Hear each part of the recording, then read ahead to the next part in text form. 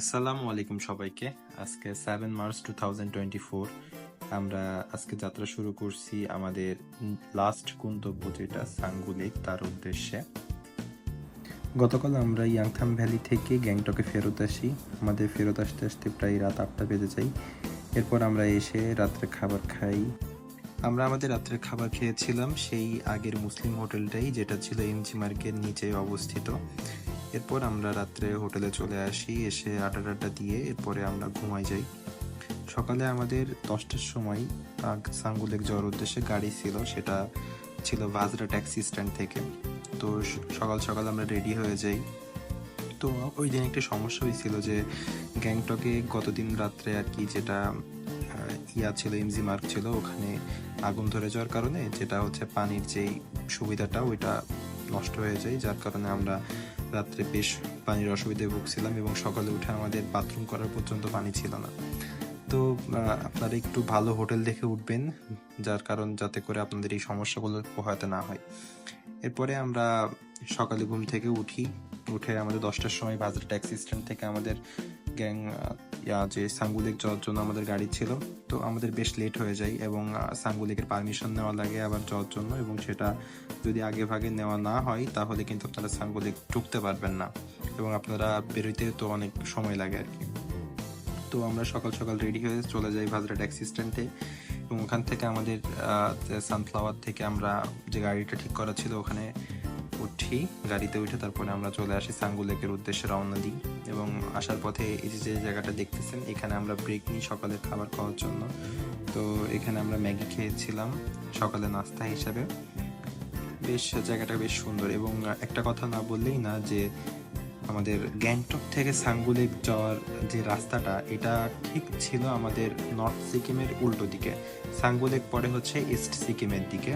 তো যার কারণে সাঙ্গু লেক যাওয়ার রাস্তাটা ছিল খুবই সুন্দর, মানে খুবই সুন্দর। তো সাঙ্গু লেকেও আমরা বরফ পেয়েছিলাম। তো আমরা যেতে যেতে বুঝতে পারবো যে ওখানেও আমাদের বরফের বেশ একটা আস্তরণ ছিল। আজকেই ছিল আমাদের সিকিম এবং দার্জিলিং ভ্রমণের যেই মেইন টুরিস্ট স্পটগুলো তার ভিতরে শেষ দিন আর কি। তো আজকে আমরা সাঙ্গু লেক ঘুরবো। সাঙ্গু লেক ঘুরে আমরা আমাদের এজেন্সি থেকে আগে থেকে ঠিক করে রাখা যে গাড়িটা, সেই গাড়িতে করে আমরা চলে যাব শিলিগুড়ি এবং শিলিগুড়িতে আমরা একদিন স্টে করে আমরা তারপরে আমরা চলে যাব হচ্ছে আমাদের বাংলাদেশে চলে আসবো। তো এই পুরা প্যাকেজটাই আমাদের সাথে ছিল সানফ্লাওয়ার, যেটা ট্রাভেল এজেন্সি। তো সানফ্লাওয়ারের থেকে আমরা যথেষ্ট ভালো একটা সার্ভিস পেয়েছিলাম। আর একটা কথা না বললেই না যে যদি ট্রাভেল এজেন্সির সাথে যাওয়া হয় তাহলে আপনি অনেকাংশেই আপনারা চিন্তামুক্ত থাকবেন। তো আমাদের পুরা ট্যুরের একটু ঘটনাটা বলি যে আমরা যখন প্রথম দিন দার্জিলিং এসে পৌঁছাইলাম, আমরা রাত 8টার সময় এসে পৌঁছাই এবং তখন আমাদের হোটেল ঠিক করা নাই। আপনারা তো জানেন যে রাত 8টার সময় প্রায় সব কিছুই বন্ধ হয়ে যায় দার্জিলিং, সিকিম, এই সব জায়গায়, গ্যাংটক শহরের। তো আমাদের সেই সময় আমাদের হোটেল ঠিক করতে যে প্রায় ঘন্টাখানিক সময় লাগে। এরপরে যদি আপনি 8টার মধ্যে যদি আপনি হোটেল ঠিক করতে না পারেন তাহলে আপনাকে বসে থাকতে হবে এবং খাবারের দোকানও বন্ধ হয়ে যায়। তো এত পথ জার্নি করে আসার পরে যদি আপনি দেখেন যে আপনি খাবার পাচ্ছেন না, তখন বিষয়টা খুব খারাপ লাগবে আপনার জন্য। তো এটা তো গেল দার্জিলিংয়ের ব্যাপার। যাক, দার্জিলিংয়ে আমরা মোটামুটি হোটেল ঠিক করে ফেলতে পারছিলাম আমাদের বাজেটের ভিতরে। কিন্তু সমস্যাটা হয় গ্যাংটক আসার পরে। গ্যাংটক আসার পরে আমরা আমাদের যেটা আমাদের বাজেট ছিল সেই বাজেটের উপরে হোটেল পাচ্ছিলাম না। তো অনেক চেষ্টা করার পরে, অনেক ঝামেলা, অনেক কিছু পোহানোর পরে আমরা আমাদের সেই কাঙ্ক্ষিত যেই হোটেলটা সেটা পাই এবং এটা আমরা পাইছিলাম আমাদের সানফ্লাওয়ারের সাথে যোগাযোগ করার পরে, কারণ আমরা অনেক খোঁজাখুঁজির পরে আমাদের পছন্দ মতো কোনো হোটেল আমরা পাইছিলাম না। তারপরেও যে টাইপের হোটেলে ছিলাম আমরা দার্জিলিংয়ে, তার 1%ও নাম মনে হয় গ্যাংটকের যে হোটেলটা। গ্যাংটকের হোটেলগুলো মেবি খুব এক্সপেন্সিভ, যার কারণে আর কি আমাদের হয় নাই। সেম বাজেটেরই কিন্তু আমাদের যেই সুবিধাগুলো সেটা আমরা অবশ্যই দার্জিলিংয়ের যে হোটেলে এগুলো একটু বেশি ভালো পেয়েছিলাম। তো এজেন্সিতে যদি আপনি সবকিছু ঠিকঠাক করে যান তাহলে আপনার জন্য আর এই প্যারাটা বহন করতে হয় না যে আপনি হোটেলের ব্যাপারটা আর কি, যে হোটেলের জন্য যে আপনাকে দীর্ঘক্ষণ একটা সময় নষ্ট করা লাগবে।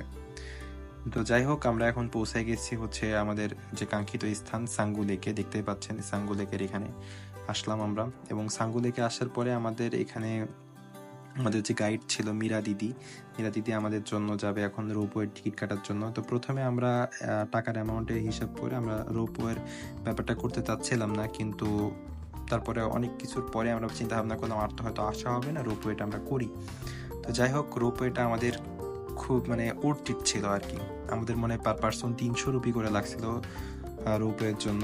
তো রোপওয়েটা সেই ছিল। তো আমরা রোপওয়ের দিয়ে উপরে উঠতেছি আর কি। সাঙ্গু লেক মেবি 12,000 ফিট উপরে, আর আপনি রোপওয়েতে উঠে আরো 2,000 ফিট উপরে যাবেন, তার মানে আপনি প্রায় 14,000 ফিট উপরে উঠতেছেন। এটাই ছিল আমাদের এখন পর্যন্ত সব থেকে বেশি হাইটে ওঠা আর কি। তো উপর থেকে দেখা যাচ্ছে যে সাঙ্গু লেক ছোট একটা লেক।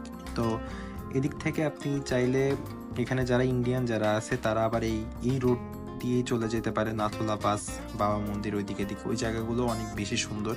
তবে আমাদের বাংলাদেশিদের জন্য সাঙ্গু লেক পর্যন্তই পারমিট ছিল, তো আমরা এই পর্যন্ত আসতে পারছি। তো আমরা এই যে রোপওয়েতে করে উপরে উঠছি, আর চারপাশে যে পরিবেশ, অসাধারণ পরিবেশ। আর আমরা তো বরফ দেখে আসছি ইয়াংথাম ভ্যালি থেকে, তো আমাদের আর এক্সট্রা করে বরফের ইচ্ছা নাই, আমরা জাস্ট ভিউ দেখবো, ছবি তুলবো। আর এখানে আমরা বেশ অনেক সময় কাটাই আর কি। এই কেমন লাগছে শাওন? কেমন লাগছে? এই কেমন লাগছে আশিক? এই ভাই কেমন লাগছে আপনাকে দেখি? সরে আসেন একটু দিকে। হ্যাঁ, খুব মিস করতেছি আমাদেরকে। ভাই আপনি টু पर जाइए, हम इधर बसी, আপনি আমাকে ভিডিও করে দাও। আচ্ছা হ্যালো, এখানে ভিডিও পজ করা যায়। কেমন লাগছে? বাইরে আমাদের এটা হচ্ছে সাঙ্গু লেক। খুবই সুন্দর একটা জায়গা, আমরা রোপওয়ে করতেছি এখন। ইয়ে সেই ওকে, এটা স্লিপ করে ভাই। চলো ভাই।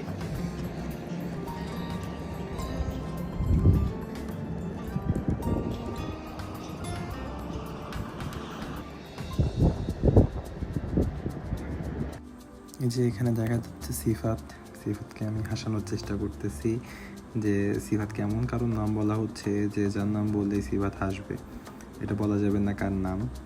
তো এরপরে এই যে আশিককেও ঠিক সেম প্রসেস হাসানোর চেষ্টা চলছে আর কি। জায়গাটা খুবই সুন্দর ছিল, এখানে আমরা প্রায় 40 থেকে 45 মিনিটের মতো ছিলাম। 1 ঘন্টাও হতে পারে, আমি ঠিক মনে করতে পারতেছি না, তবে খুবই সুন্দর একটা জায়গা ছিল। এখানে তো অসংখ্য ছবি তুলছি আমরা। তো এখান থেকে বেশ সামনে যাওয়া যায়, এখানে আমরা চা খাইছিলাম আর অনেক মজা করছি। সামনের যে পাহাড়টা দেখা যাচ্ছে, পাহাড়টা মনে হইতেছে আসলে কোনো একটা, কি বলবো, আমি বলার ভাষা খুঁজে পাচ্ছি না, যে আসলে অনেক সুন্দর ছিল জায়গাটা। লাইফে আসলে এই জায়গাগুলো না দেখলে হয়তো লাইফটা বৃথা হয়ে থাকতো। যাই হোক, আমরা ফ্রেন্ডরা মিলে যে এরকম একটা ট্যুর দিতে পারবো এটা কখনো কল্পনা করিনি। তারপরে আল্লাহর কাছে লাখো শুকরিয়া যে আমরা আসলে এরকম একটা ট্যুর দিতে পারছি। তো এই যে দেখেন, সবাই দেখতে পাচ্ছেন যে আমি এখানে চারপাশের ভিডিওটা ধরতেছি। তো যেখানে এখানে যেমন বরফও আছে, চারপাশে পাহাড়গুলো পাহাড়গুলো সব হচ্ছে কেমন ধূসর টাইপের পাহাড়। তো অসাধারণ একটা জায়গা ছিল, মানে 14,000 ফিট উপরে উঠে এমন ভিউ দেখতে পারবো, এটা বলার অপেক্ষা রাখে না আর কি।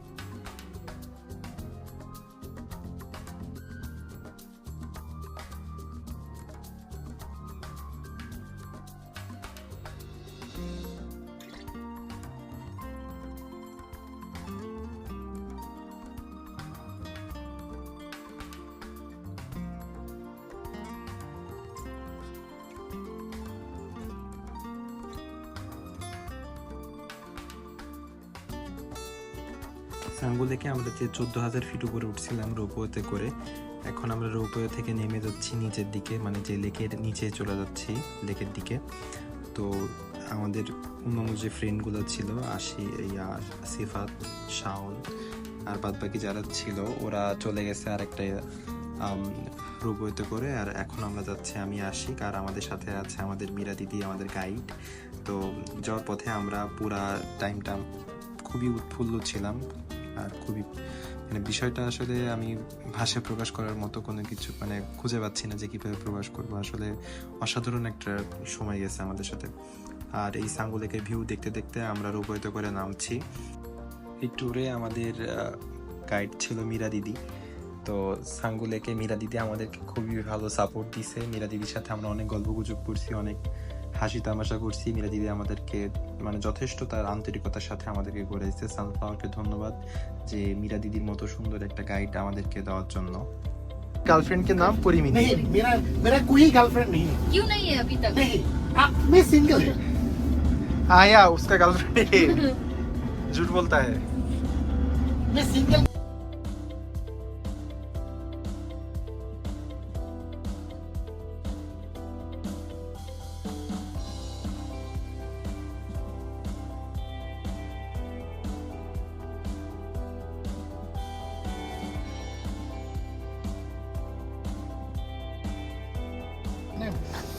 दीदी, यहाँ का पानी कितना ठंडा है? अब वो तो मुझे पता नहीं कितना ठंडा है। बहुत ठंडा है ना यहाँ का। वो खूबी दुखी है इसके लिए, इसके लिए खूबी दुखी। आप बोलिए, इसका नाम बन्ना है। बट्टा का मतलब क्या है? बन्ना का फ्लड फ्लड। फ्लड। आपको सिक्किम में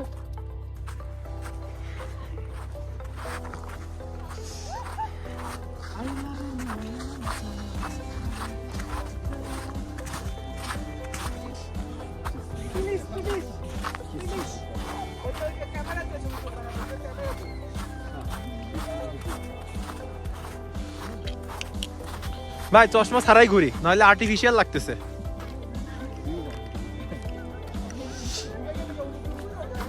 এদিকে সব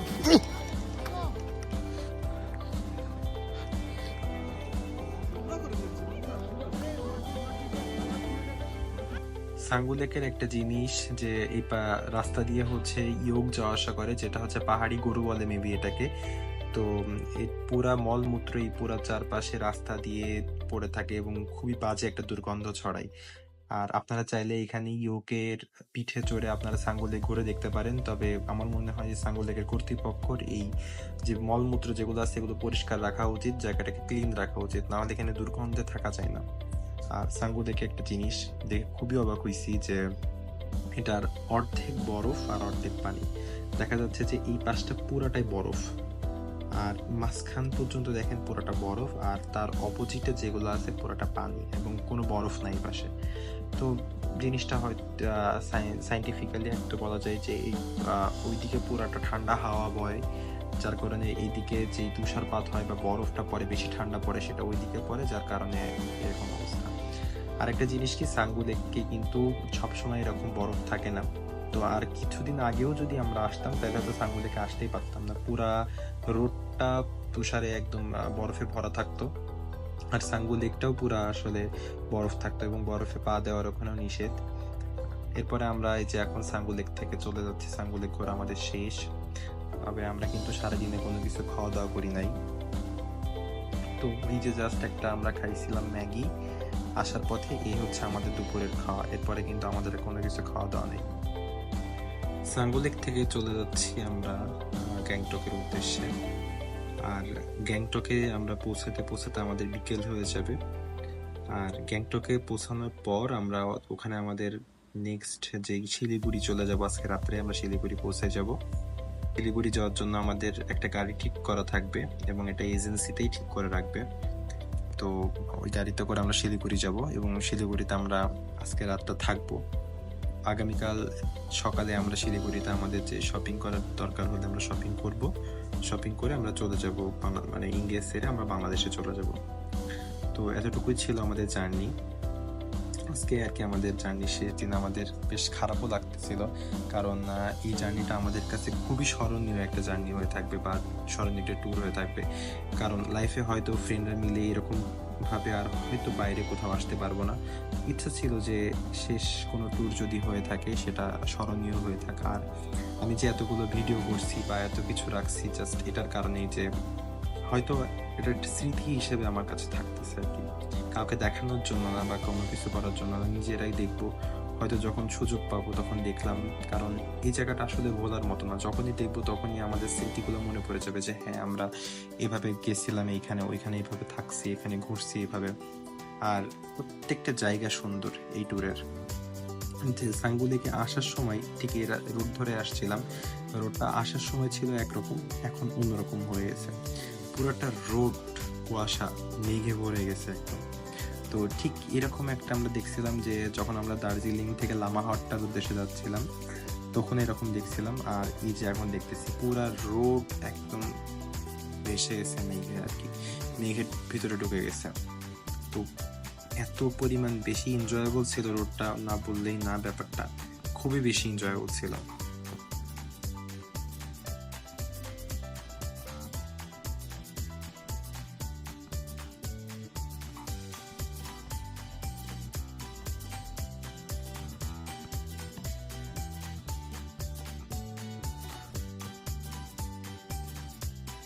তো সাঙ্গু লেক থেকে আমাদের গ্যাংটক পৌঁছাতে পৌঁছাতে প্রায় বিকাল 5টা বেজে যায়। এরপরে সানফ্লাওয়ার থেকে ওখানে আমাদের জন্য শিলিগুড়ি যাওয়ার জন্য আগে থেকে গাড়ি ঠিক করা ছিল। তো একটা কথা না বললেই না যে অনেকে হয়তো সানফ্লাওয়ার থেকে শুধুমাত্র আপনারা যে সাঙ্গু লেক অথবা হচ্ছে যে ইয়াংথাম ভ্যালি এই পর্যন্ত প্যাকেজ নিয়ে থাকেন। তো আমাদের প্যাকেজটা ছিল একটু অন্যরকম, যে আমরা গ্যাংটক থেকে যাব ইয়াংথাম ভ্যালি থেকে ঘুরে আমরা আবার চলে আসবো, এরপর আমাদের সাঙ্গু লেক ঘোরাবো এবং এরপরে সাঙ্গু লেক থেকে আমরা ডিরেক্ট শিলিগুড়ি চলে যাব। এই পর্যন্ত ছিল আমাদের প্যাকেজ সানফ্লাওয়ারের সাথে। তো এটার জন্য আমরা অনেক বেঁচে গেছি যে আমাদের নেক্সট আলাদা করে আবার গাড়িও ঠিক করতে হয় না শিলিগুড়ি যাওয়ার জন্য, আমাদের গাড়ি আগের থেকে রেডি ছিল। তো এরপরে আমরা গ্যাংটকে পৌঁছালাম বিকাল 5টার সময়। এরপরে ওখান থেকে আমাদের যে গাড়িটা ঠিক করা ছিল সানফ্লাওয়ার থেকে, ওই গাড়িতে করে আমরা চলে গেলাম শিলিগুড়ির উদ্দেশ্যে। তো শিলিগুড়ি পৌঁছাতে প্রায় আমাদের আর 10টা থেকে 11টা বেজে গিয়েছিল। তো শিলিগুড়ি যাওয়ার আগ দিয়ে আমরা গ্যাংটক শহরের যে ভিউ সেটা এনজয় করতে করতে গেলাম এবং গ্যাংটক শহর বেশ খুবই সুন্দর ছিল আর কি আমাদের কাছে। আমরা যে কদিন গ্যাংটক শহরে ছিলাম, গ্যাংটক শহর পুরো অন্যরকম। আমরা যখন গ্যাংটক শহরে আসি তো আমাদের কাছে মনে হইলো যে আসলে আমরা ইউরোপের কোনো কান্ট্রিতে হয়তো চলে আসছি। দার্জিলিংও ছিলাম, দার্জিলিংয়েও ঘুরছি, মল রোড ঘুরছি, সবকিছু ঘুরছি, কিন্তু এই ফিলটা পাই নাই গ্যাংটক শহরে যে ফিলটা পাইছি আর কি। তো গ্যাংটক সিটির যে এমজি মার্গ ছিল খুবই সুন্দর ছিল জায়গাটা, গ্যাংটক সিটিটাও অনেক সুন্দর। তো আজকে চলে যাচ্ছি গ্যাংটক ছেড়ে। আর শিলিগুড়িতে যাওয়ার পরে বা শিলিগুড়িতে পৌঁছানোর পর্যন্ত যেহেতু গ্যাংটক পৌঁছাতে বিকাল হয়ে গিয়েছিল, এরপরে সন্ধ্যা হয়ে গেল, আমি আর তখন আর ভিডিও করিনি। আর আমরা সবাই এত বড় একটা ট্যুর দেওয়ার পরে বেশ টায়ার্ড ছিলাম, আর আমার আর ভিডিও করার ইচ্ছাও ছিল না বাদ বাকিটা। তো এই পর্যন্তই, মানে গ্যাংটক যাওয়ার আগ পর্যন্ত, মানে গ্যাংটকের পর্যন্ত আমার ভিডিওটা ছিল, সাঙ্গু লেক পর্যন্তই। এরপরে শিলিগুড়ি যাওয়ার কোনো ভিডিও করি নাই, শিলিগুড়ি কোথায় কি করছে না করছে এগুলো নিয়ে কোনো ভিডিও করি নাই।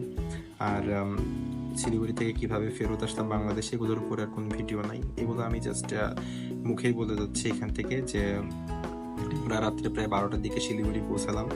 তো ওই দিন আর আমরা যাওয়ার আগ দিয়ে আমরা একটা হাইওয়ে রেস্টুরেন্টে খাওয়া দাওয়া করে নিলাম আমাদের রাত্রের খাবারটা, যেহেতু আমরা সারাদিন কোনো কিছু খাই নাই। তো আমাদের প্রচণ্ড ক্ষুধা লাগছিল, হাইওয়ে একটা রেস্টুরেন্টে আমরা নামলাম, নেমে খাওয়া দাওয়া করলাম।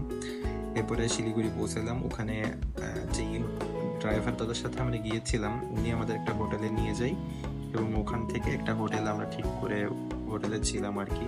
ওখানে আমাদের পার নাইট এক রুমে 4 জন ছিলাম, আমাদের প্রায় 1200 রুপি মতো পড়ছিল। তো ওনাদের ব্যবহার আচার খুবই খারাপ ছিল, আমি রিকমেন্ড করবো না ওই হোটেলটা কখনোই। হোটেলটার নাম আমার মোটামুটি মনে পড়তেছে না, ওইটা মেবি হচ্ছে যে শিলিগুড়ি জাংশনের আশেপাশে ছিল আর কি। তো ওই দিন আমরা শিলিগুড়িতে রাত্রে ছিলাম। এরপরে পরের দিন সকালে আমরা ব্যাগপত্র গুছিয়ে লবিতে রেখে আমরা চলে গেছিলাম আমাদের কেনাকাটা করার জন্য। তো ওখানে আমরা খুঁজছিলাম যে পাইকারি কোথায় পাওয়া যায়, কারণ পাইকারিতে যদি কোনো জিনিস কেনা যায় তাহলে আমরা অনেক কমে কিনতে পারবো। তো ওখান থেকে আমরা চকলেট, পারফিউম এগুলো শিলিগুড়ি রেল লাইন বা আশপাশ থেকে আমরা এগুলো কেনাকাটা করি।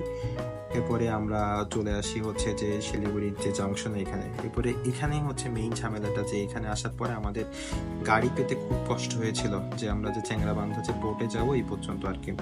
ওখানে দালালে ভরপুর, আমরা এত পুরোটা ট্যুরে আমরা যে ঝামেলাটা পোহাইনি ওই সময় আমাদের এই ঝামেলাটা পোহাইতে হয়েছে। তো সবাই একটু সাবধানে থাকবেন এদের থেকে, দালালদের থেকে, যেন এই ঝামেলাটার কোনো না হয়। তো আমাদের প্রায় 3 ঘন্টা সময় নষ্ট হয় এখানে। আর আমরা আগে থেকে এসআর পরিবহনে আমাদের ঢাকা যাওয়ার জন্য যে টিকিটও কেটে রাখছিলাম। তবে একটা জিনিস ভুল করছিলাম, যে আমরা টাইমিং এ মিস্টেক করে ফেলছিলাম। আমাদের 6টার সময় আমাদের টিকিট ছিল, কিন্তু সেটা হয়ে গেছে হচ্ছে আমরা মানে আমাদের মাথায় ছিল যে 6টার সময় আমাদের গাড়ি। তো যার ফলে আমাদের যে 3 ঘন্টা আমরা সময় নষ্ট করছিলাম শিলিগুড়ি জাংশনে গাড়ি খুঁজতে খুঁজতে, এর মাঝখানে আমাদের আর কি টাইমটা চলে গেছে। তো যাই হোক, কোনো রকম কষ্ট মষ্ট করে আমরা চলে গেলাম শিলিগুড়ি আমাদের চ্যাংড়াবান্ধা পোর্টে। ওখানে যে আবার সে দালাল ধরতে হচ্ছে, 200 টাকা করে, 200 টাকা দুই পাশে 200 400 টাকা করে দালালের দেওয়া লাগছে। দালাল দেওয়ার পরে ওরা ওইখান থেকে আমাদের লাগেজ টাগেজ সবকিছু চেক করলো যে আমরা কোনো কিছু নিয়ে আসছি কিনা। যাই হোক, দালাল ধরলে তার কোনো ঝামেলা নেই, আমরা তেমন কিছু নিয়েছিলামই না, জাস্ট চকলেট টকলেট হাবি যাবে এগুলো ছিল। তো দুই পাশেরটা খুব দ্রুত ক্লিয়ার করে আমরা বাংলাদেশের প্রান্তে যাই, এবং যাওয়ার পরে দেখলাম যে আমাদের যে বাস ছিল 6টার সময়, বাস আমাদের মিস হয়ে গেছে। তো যাই হোক, কোনো রকম তাদের ম্যানেজ করে আমরা পিছনের একটা বাসে করে আমরা আগাইতে থাকলাম। এরপরে আমাদের যে বাসে টিকিট কাটার ছিল সে বাসটা আমরা কোনো রকম ম্যানেজ করে ধরি। সেটা অনেক বড় একটা কাহিনী, এটা হয়তো এখানে বলা সম্ভব না। যাই হোক, এখানে আমাদের গ্যাংটকের জার্নিটা শেষ হচ্ছে। গ্যাংটক বা দার্জিলিং ভ্রমণের যে জার্নিটা আমাদের বা ট্যুরের যে জার্নিটা, সেটা এখানে শেষ হচ্ছে। বেশ 6টা পর্ব আমি এখানে তৈরি করছি। তো এটা সবাইকে দেখানোর জন্য বা এরকম কোনো কিছুর জন্য না, নিজের স্মৃতি রক্ষার্থেই আর কি জিনিসটা তৈরি করা। আর ফ্রেন্ডরা আমরা যারা ঘুরছি, এটা একটা স্মৃতি হিসেবে আমার কাছে থেকে গেল। তো আপনাদের যদি ভালো লাগে আপনারা এটা দেখতে পারেন, বা যদি আপনাদের হেল্প হয় এই কোনো দার্জিলিং অথবা সিকিম ট্যুর দিতে, যে কৃতজ্ঞ থাকবো আপনাদের উপরে। আর সবাই আমাদের জন্য দোয়া করবেন, আমরা যেন ভবিষ্যতে আমরা বন্ধু বান্ধব মিলে এরকম ভালো একটা ট্যুর দিতে পারি, এই আশাই রাখি। এবং সবাই ভালো থাকুক, এই পর্যন্তই। সবাই ভালো থাকবেন আশা করি। আল্লাহ হাফেজ। ও একটা কথা বলতে ভুলে গেছি, যে এই যে গ্যাংটক যাওয়ার পথে আমাদের ড্রাইভার দাদা আমাদেরকে একটা জেল সম্বন্ধে দেখাইছে, যে গ্যাংটকে কিন্তু একটা জেল আছে যেটা পাহাড়ের উপর অবস্থিত, এবং সেই জেলের উপর দিয়ে হচ্ছে মেঘ চলে যায়। আর ওই জেলে কিন্তু তেমন কোনো বন্দি নাই। তো গ্যাংটকের মানুষজন এত ভালো যে এখানে আসলে ক্রাইম হয় না। হয়তো 2-1জনের ভিতরে বন্দি আছে ওই জেলে, তাছাড়া হয়তো তেমন কেউ নাই। তবে এই জেলটা মানে পাহাড়ের উপরে। তো আমরা বলতেছিলাম যে হয়তো আমরা ক্রাইম করে 2-3 এখানে আরো এক্সট্রা থেকে যাই।